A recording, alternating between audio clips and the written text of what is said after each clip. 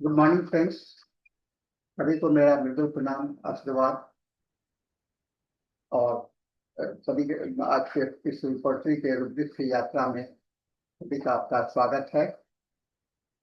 साथियों, हम लोग कुछ पर्सनैलिटी का अध्ययन कर रहे थे, अलग अलग व्यक्तित्व की चर्चा कर रहे थे अभी।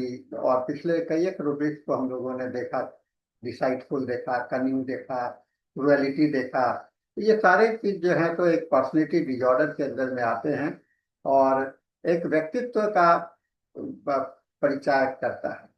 और ऐसे व्यक्ति हमारे समाज में भरे पड़े हैं और इसी से मिलता जुलता और कई एक शब्द है जिसकी चर्चा मैं कर रहा हूँ। और लगातार इस सीरीज में जितने भी इस तरह के रुब्रिक्स हैं उसको मैं अलग अलग व्याख्या करने का कोशिश करूंगा।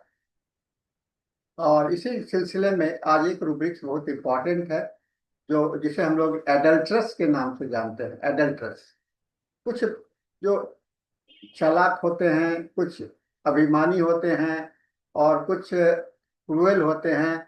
और इसके अलावा कुछ व्यक्ति होते हैं जो कि झूठ वाले बोलने वाले होते हैं, बेईमान होते हैं। और कुछ व्यक्ति ऐसे भी होते हैं जो काफी बेविचार होते हैं और बेविचार की भावना उनके अंदर में कूट कूट करके भरा होता है। और इसे हम लोग एडल्ट्रस, व्यभिचारी कह सकते हैं। एडल्ट्रस इसका इंग्लिश वर्ड है और हिंदी रिपोर्टरी में आपको एडल्ट्रस करके ये रुब्रिक्स मिलेगा। इसका शाब्दिक अर्थ जो है तो विवाह की निष्ठा का उल्लंघन करना, यानी कि शादीशुदा व्यक्ति का कई एक स्त्रियों से संपर्क संबंध हो, स्त्री या पुरुष के साथ में संबंध हो, होमोसेक्सुअलिटी या किसी रूप में, तो वह एडल्ट्रस के अंदर में आएगा। एडल्ट्रे ये मूल शब्द लैटिन से आया है जो कि एडल्ट्रे से आया है, भ्रष्ट करना, अपवित्र करना और बिगाड़ना। और इसे एडल्ट्रियम कहा गया था, यानी कि जो मध्यकालीन भाषा में इसको कहा जाता था एडल्ट्रियम। और इसका ये विवाह संस्कार के विरुद्ध एक पाप माना जाता था।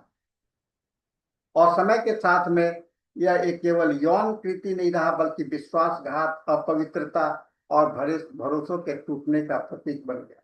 कुछ जो व्यक्ति होते हैं जो कि शादीशुदा नहीं होते हैं और उनका एक स्त्री से नहीं कई एक महिलाओं से उनका संपर्क होता है और बार बार अपने अपने भाव को और अपने सेक्सुअल सेटिस्फैक्शंस के लिए इधर से उधर भ्रमित होते रहता है।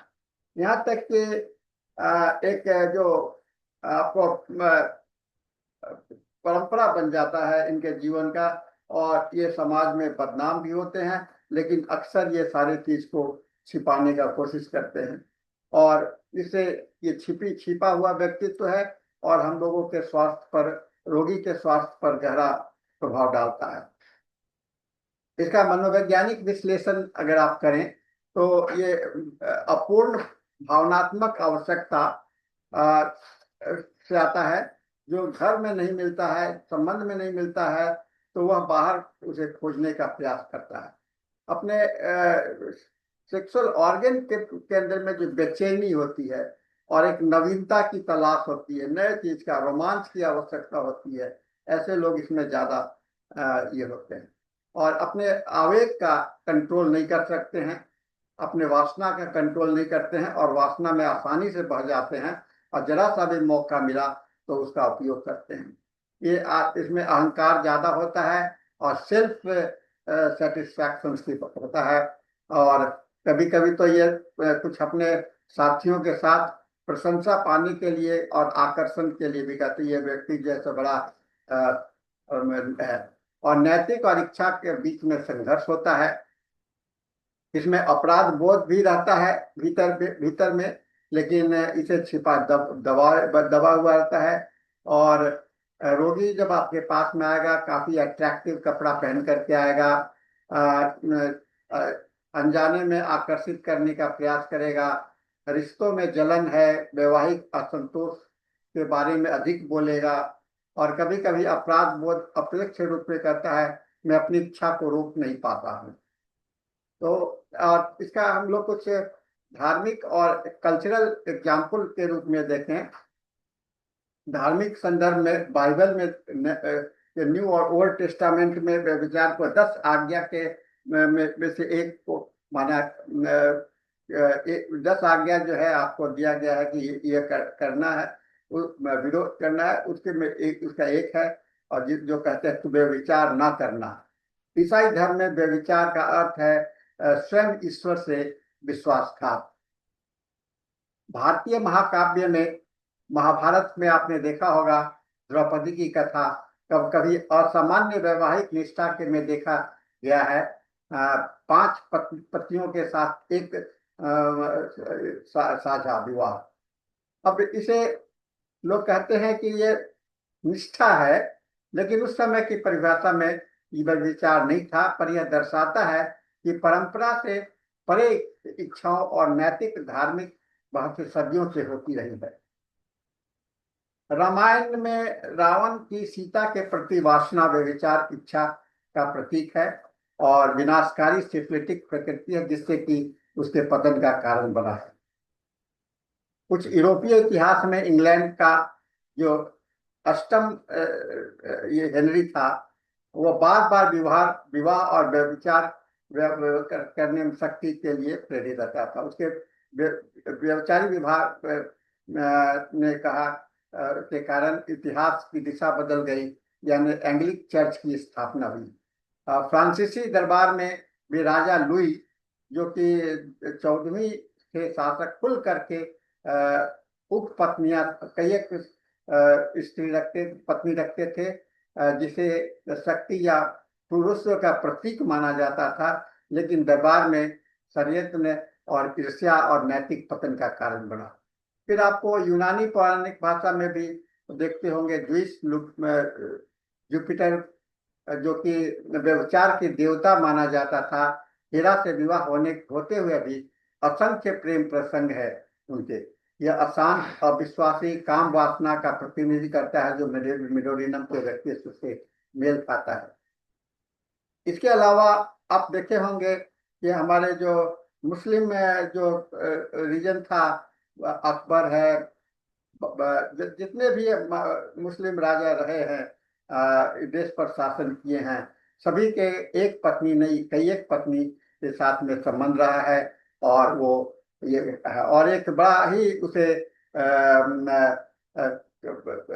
बड़ा ही सरल रूप से स्वभाव से और अपने स्वभाव का अपने घमंड के साथ में किया करते थे। इसका जो क्रॉस रेफरेंस आप कर सकते हैं एमोरस के साथ में, प्रेम आकर्षण। एमोरस होता है प्रेम भावुक होता है, आकर्षण होता है रोमांटिक होता है, विवाह की सीमा पार भी कर सकता है, नहीं भी करता है। लैस्चिवियस, ये लंपट है, अश्लील होता है, ये बेहाया ढंग से वासना की अभिव्यक्ति करता है।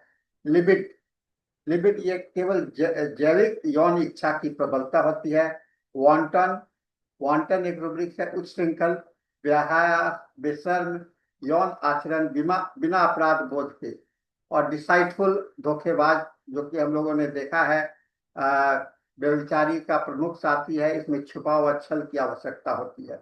और जेलसी, इसमें आपको कभी कभी जेलस के कारण भी होता है, और रिमोर्स, भोग या उसके बाद में पछतावा होता है। एडल्ट्रेस का विश्वास की विशेषता यह है, यह विश्वासघात का तत्व होता है। इसमें केवल वासना नहीं बल्कि सामाजिक नैतिक आयाम से जुड़ा हुआ होता है। इसका मैथमेटिक विश्लेषण करें तो शोरिक व्यभिचारी जो होगा वह कल्पना प्रलोभन अपराध बोध से भरे हुए स्वीकार करेगा, जैसे सहकर्मी की ओर आकर्षित पर भीतर ही भीतर अपराध बोध से पीड़ित। साइकोटिक दोहरी जिंदगी होता है और छिपे संबंध गुप्त भोग होता है, बाध्यकारी प्रवृत्ति होती है। बार बार रखे जाने वाले जैसे आपको हम लोग के जो मुगल साम्राज्य में ऐसा देखा गया था। सिफिलिटिक व्यभिचार होता है, कोई अपराध बोध नहीं, उसमें बेहया जैसा होता है और कोई अपराध बोध नहीं होता है, और स्वस्थ परिवार यहाँ तक कि राज का भी नाश कर देता है। और उदाहरण रावण का सीता हरण, रोम का नीरो उसकी श्रृंग होता है। और ट्यूबरकुलर व्यभिचार जो होता है, बेचैन, रोमांस प्रेमी, एक साथी से असंतुष्ट रहता है। यह एक रोमांटिक कवि लॉर्ड बायरन, जिसके अनेक प्रेम प्रसंग प्रसिद्ध हैं। इसमें जो प्रमुख औषधि आते हैं वह मेडोरिनम है, जो कि साइकोटिक व्यभिचार का आदर्श है माना गया है। भावुक, बेचैन, उच्छृंखल, दोहरी जिंदगी। फास्फोरस जल्दी प्रेम में पड़ने वाला, स्नेह की भूख से प्रेरित व्यक्ति व्यभिचार। लैकेसिस ईर्ष्यालु भाव, गुप्त व्यभिचार, दैहिक प्रवृत्ति और प्रवृत्ति से जुड़ी हुई। हायसामस व्याह्या, अश्लील, बेकाबू, मर्यादा की परवाह नहीं। और नक्शा भूमिका जो होता है, तो ये खास करके व्यवसायिक वर्ग के भोग में व्यवचार होता है, परंतु अक्सर छुपा हुआ होता है। तो निष्कर्ष हम लोग ये देखते हैं, ये एक मनोवैज्ञानिक प्रवृत्ति के रूप में बेचैन इच्छा विश्वासघात और अविश्वास से जुड़ा होता है। एक नैदानिक सांकेतिक रूप में छिपी वासनाओं, अपराध बोध और मनोसामाजिक संघर्ष का है। और एक सांस्कृतिक ऐतिहासिक स्थिरांक के रूप में भी हम लोगों ने इसके महाकाव्य में, पौराणिक कथा में, राजा और कवियों के इतिहास में बार बार हम लोग लिखने वाला है। और माजमा में आपने इसका अध्ययन करेंगे तो इसका बहुत अच्छा से अध्ययन होता है। इसे हम लोग केवल एक इच्छा और नैतिकता के साथ में जोड़ करके और हम लोगों के सिमिलिमम को की ओर इंडिकेट कर सकता है, जो आंतरिक बेचैनी का कारण होता है। तो ये हम लोग के लिए एक महत्वपूर्ण रूब्रिक्स है, जिसका कि आज हम लोगों ने अध्ययन किया। और मुझे लगता है कि ये रूब्रिक्स से आपको और भी अन्य रूब्रिक्स की ओर में हम लोगों को इंडिकेट करने में हम लोगों को मदद मिलेगा। और आज इसके साथ में आज का ये सेशन हम लोग समाप्त करेंगे, और फिर हम लोग आएंगे इस सिलसिले में। और भी कुछ शब्द अभी रह गए हैं, उनका जिक्र करते हुए, उनका अध्ययन करते हुए हम लोग चलेंगे। तब तक के लिए आप सबों को मेरा मृदुल प्रणाम, आशीर्वाद। Thank you very much.